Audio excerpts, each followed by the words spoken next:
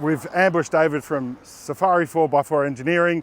Well, he knows that we're going to ask him questions, but he doesn't know what the questions are. So we're going to find a balance between the whole scenario to get you the information that you guys have asked the questions about. So we've got a heap going on here.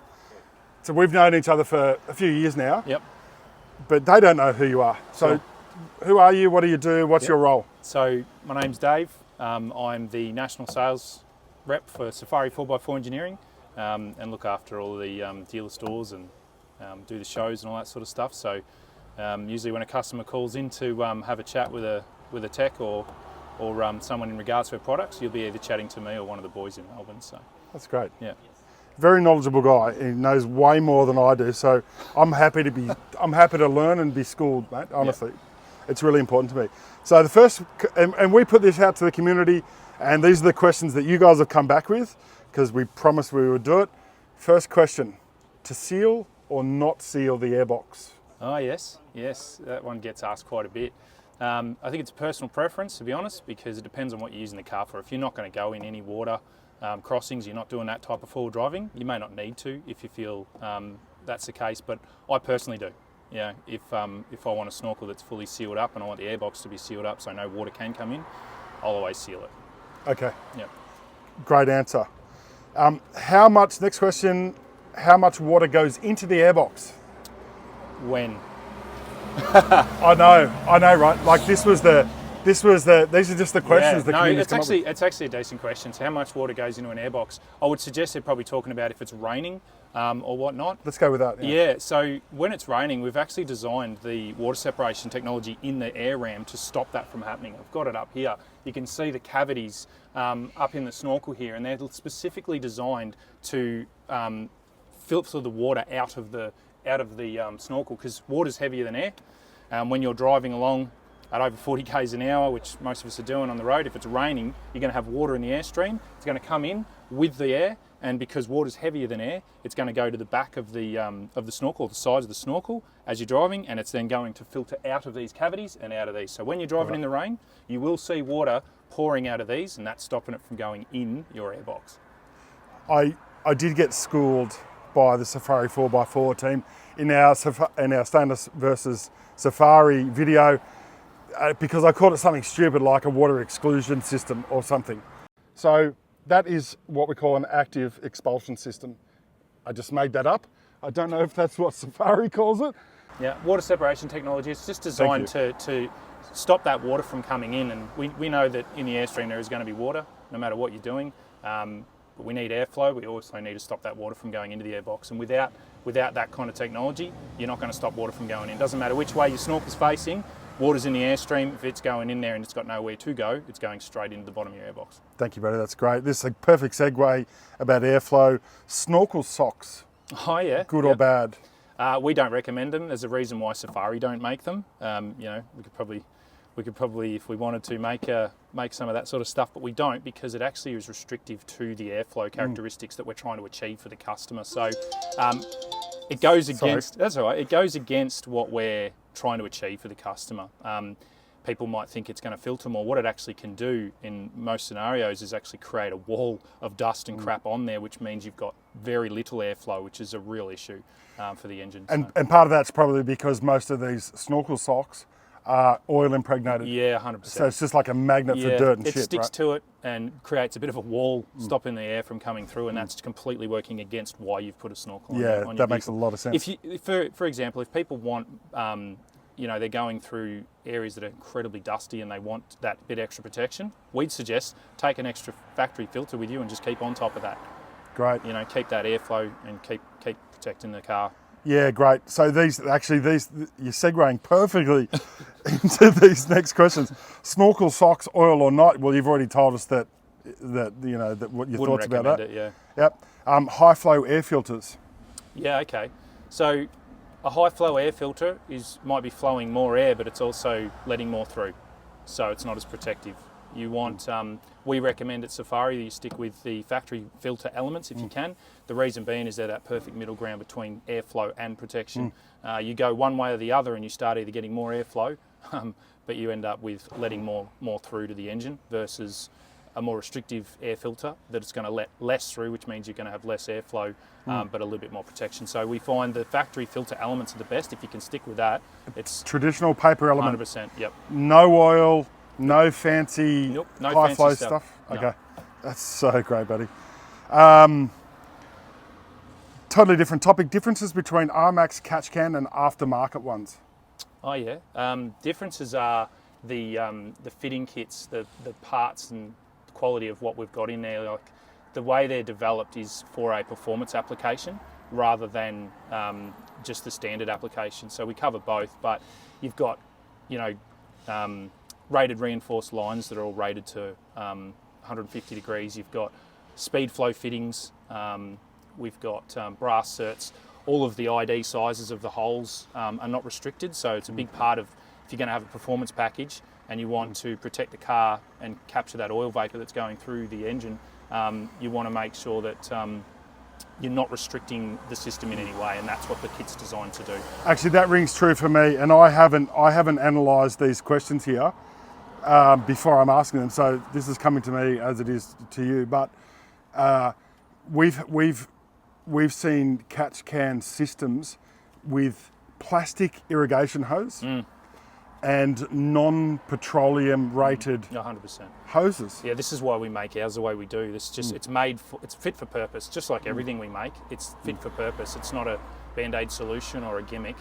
There's a specific reason why everything's made. Everything from the head of the snorkel to the lines and the fittings on the oil separators and our fuel filter kits. I know you guys are super deliberate.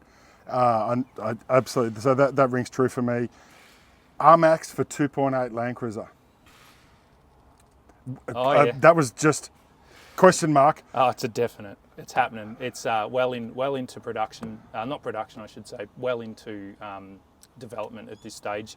A lot of people may not realise how long it really takes to get a snorkel to market from scratch. From when we get the car, and it's usually about between the 5 to 8 month mark, depending on the complexity of it. So since we got the car, the 2.8 and the new facelift 70 series, we've been working hard on getting that snorkel ready for you guys. It's interesting that you went straight to snorkel. My head went to ECU. Right, okay. Well, the first question we've been getting is on snorkel, but ECU most definitely. We've actually already, at this stage, already got the tunes and everything set up for that engine. We already do the Hilux. Because Hilux Prado stuff? It's the same engine, but there's obviously configuration differences, there's slight software differences, but sure. The bottom line is, yes, it's basically done. We're just working through the bracketry and the fittings, instructions, and all those bits and pieces to make sure it's a smooth experience. Well, and it should require less R&D because engine bay configuration's probably different, but you're definitely right in a way there. It's we still have to do a lot of testing. Like one of the things that people may not know is that the testing that goes into what we implement and what we tune and what we develop is very extensive. Probably one of the reasons we're not ever first to market. It's because we'll do our due diligence. That's great, buddy. GX 300 series Land Cruiser snorkel to replace the OE. Yeah. That's a definite. It's going to happen. It's still in the works. I think there's, I have to remember off the top of my head, but there is a specific, I think it's just going to be an extra kit that you order. It's going to be the same snorkel as what we already have available. So it'll be a little kit that's an addition, which makes it work for the GX. Right. Yeah. Any idea of timeline? And this is coming from me because I've already taken orders for snorkels with a question mark around the supplementary kit. Yeah, right here, right now, probably couldn't give it to you. I don't have it, so I don't know straight off the bat. But that's the most honest response you could give me. Yeah, it's not too far off, to be honest with you. It's all in the works. There's plenty going on. That's for sure. That may be the curliest question that's about timelines. Yeah. No, I don't have one, to be honest with you. So, next question: have you got any test data in Stanos? We've in regards to testing for snorkels, we obviously do all the flow testing in-house. We've got the flow bench, the custom flow bench that we developed. I think there might be videos online of us showing that system working. And look, you can back your bottom dollar in that over the last 42 years that Safari have been manufacturing snorkels, we've most definitely looked into the option of a stainless snorkel or a stainless pipe, and we tried our hardest to see if we could get something like that to work. And unfortunately it doesn't operate like a safari snorkel does. Sure, but just keeping you on track a bit, the question I asked was, have you got any test data on stainless steel snorkels? Yeah, we've got a lot of internal stuff that we've got, all the CFM flow data that we've done.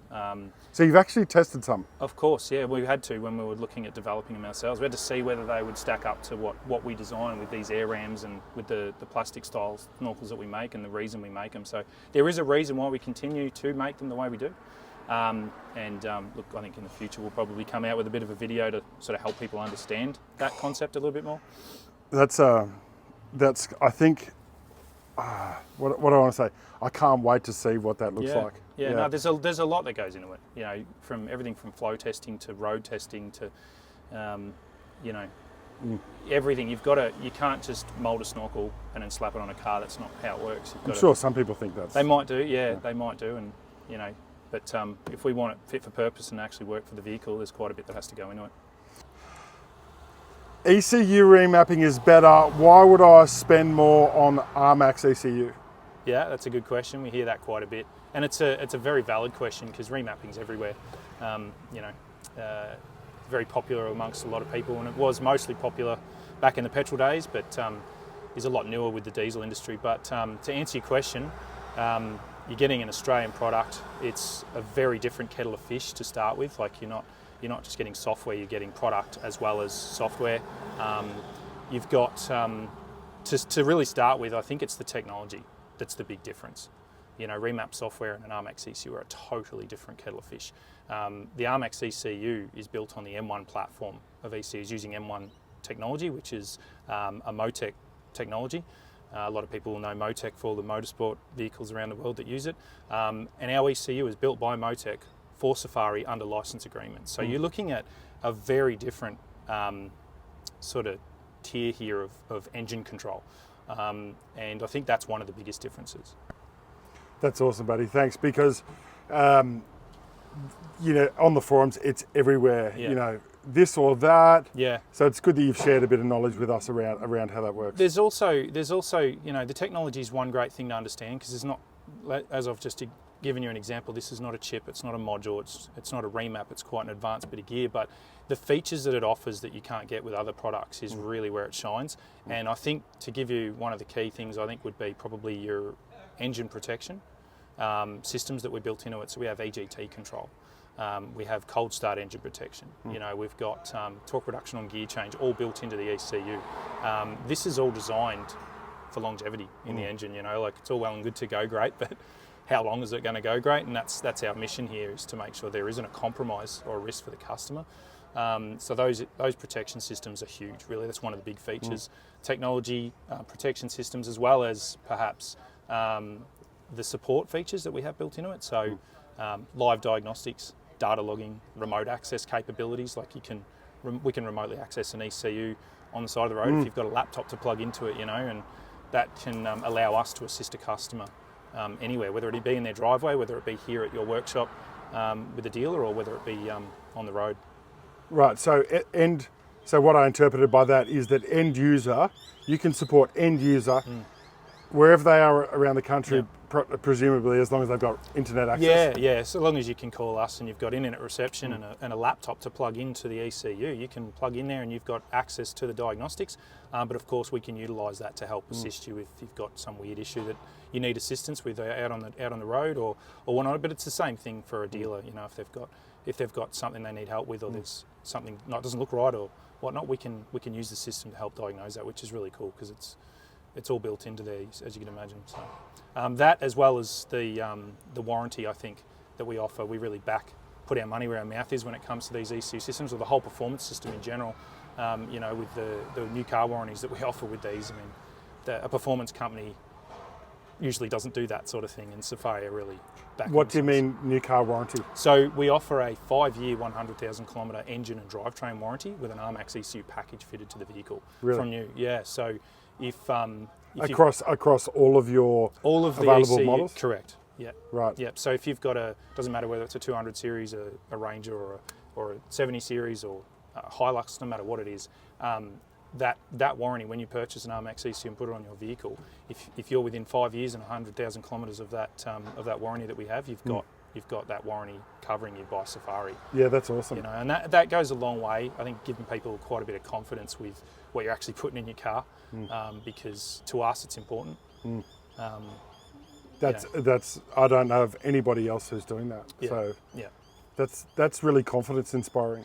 yeah, And like I said on the snorkel video that we did, where we talked about blocking the drain in the airbox, oh yes, because we have so much confidence in Safari. yeah, That we trust you guys. So Yeah. that's confidence inspiring. yeah. Appreciate it. That's what it's all about. The focus for Safari in general with all of our products is no compromise. Yeah. Just don't cut corners. If we don't cut corners, we get good results, and then we also can make sure that your vehicle is going to last. Yeah. Yeah. Sure. Yeah. Thank you, buddy. Capabilities. The last question. I went to order an ARMAX off yous, and it wouldn't ship to me. What's the go, mate? It wouldn't ship to you. From our website. Oh, right. Gotcha. Well, it's not a click and collect product. You know, these ECUs aren't, like I said, they're not a chip or a module. You don't just buy them like that. These are custom set up to the customer's vehicle, depending on the parts they've got fitted to the car. You know, the VIN number goes into the ECU. The tune is set up specifically to that customer's vehicle. So it's you know, it's not a generic setup. That's what it's not. And therefore we can't just sell it like that online. It needs to be done where they come into an approved dealer. We work out what's needed on the vehicle, what is on the vehicle, and then we'll calibrate and tune that ECU to match the customer's vehicle. That's great, buddy. That was it. Thanks very much for it. Thank you, buddy. Awesome, man. No stress. I hope it didn't put us and our community put you under too much heat with these questions. That's all right. We get them quite a bit. It's part and the parcel of it, mate, and I'm happy to help. Thank you. Anything left unsaid? Any other value you think you can give the community? If I was to be able to say anything to people right now is take your engine protection and your engine performance seriously. Great. Thank you, buddy. You're awesome. I appreciate you if you stayed to this point. Thank you so much. If you've got any more questions, put them in the comments down below. We'll connect with David for any questions you've got, and we will come back to you. If you've got any questions, put it in the comments below. Thanks for tuning in. Thank you, buddy. Really appreciate it.